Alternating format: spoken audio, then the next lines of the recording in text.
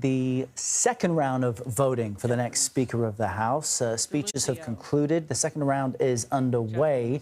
And already we can see 4 votes have been cast for those other than Jim Jordan and Hakeem Jeffries. But of course, Jim Jordan lost more votes yesterday than was initially expected. We wonder if he will lose more or less today. Our CBS News congressional correspondent, Scott MacFarlane, and Nikole Killion are watching and listening to all of this. Scott, if you can hear me, what should we be looking out for now? It's about margins now, Errol. Already, Jim Jordan appears to be precluded from winning the speakership on this ballot, and it's no surprise. But you want to measure this against what happened yesterday. Are there more in that other column than there were yesterday? There's already been one additional other vote from Congressman Vern Buchanan, longtime congressman from Florida, who told me on Friday he was not supportive of Jim Jordan winning the speakership and was eager to find other candidates. Yesterday, he voted for Jim Jordan, but he has already on the second ballot moved elsewhere. Some of those other votes are for Kevin McCarthy, but this is really just a symbolic dissent from these House Republicans. If this number eclipses the 20 from yesterday, it's really difficult, Errol, to see how Jim Jordan persists to a third or a fourth ballot if he's losing ground. He has had an inability to swing nearly 24 members of his own conference. And there have been concerns over the past 24 hours in particular about the tactics that have been employed on his behalf, not necessarily by Jim Jordan, but the pressure campaign applied by some in conservative media and the conservative world against some of these defecting House Republicans. They don't like it.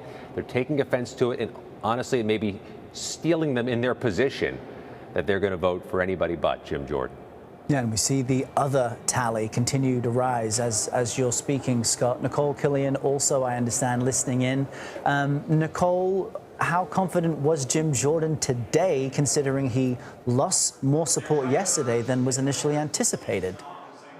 Well, I think his confidence level was about the same. I mean, he told me and several other reporters this morning that he did not have any intent of dropping out. I also just spoke with former House Speaker Kevin McCarthy a short time ago as he headed into the chamber, and he told me that, Jim Jordan should be allowed to ride this process out. Of course, no one knows better than McCarthy, who had to go 15 rounds, and I even asked McCarthy if Jordan should go 15 rounds or more. And McCarthy just said that he hopes that Jordan gets the votes on this round. But unfortunately, that is not the case, because at this point, he now has 7 defectors. As we know, he can only afford to lose 4. So once again, he is falling short. And unless any members change their vote or switch their vote before this ballot is up, this will likely go into another round. Wow. Wow. Remarkable to see this happen so quickly on the second ballot. I just want to jump back to Scott then for a quick moment, because you wonder, as Jim Jordan loses this second ballot, who else? Who next? I know that Democrats were seeking to expand the role of the current Speaker Pro Tem, Patrick McHenry, the gentleman we see sitting in front of the flag at the moment. Talk to us about what that means. There's some momentum behind that idea, Errol. Patrick McHenry of North Carolina, who's been around these parts since 2005, is the acting Speaker Pro Tem. He is filling the shoes in the absence of a speaker. At this point, his only role and mission, as he sees it, is to shepherd the U.S. House towards what you're seeing now, a vote to name a new speaker.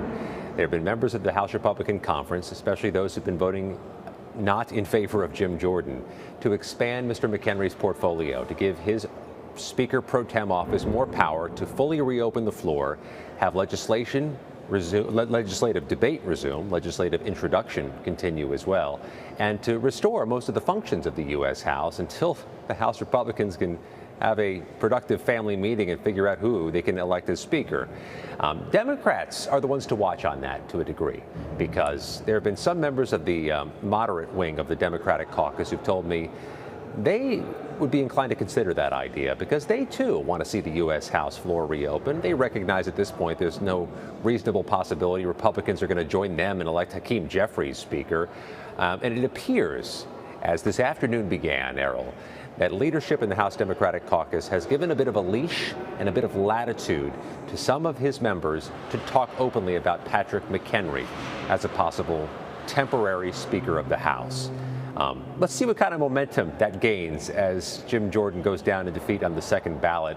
Jordan told me a short while ago, let's put that resolution on the floor. Let's see how it does. Let's see if it has the votes, this idea of making Patrick McHenry the temporary speaker.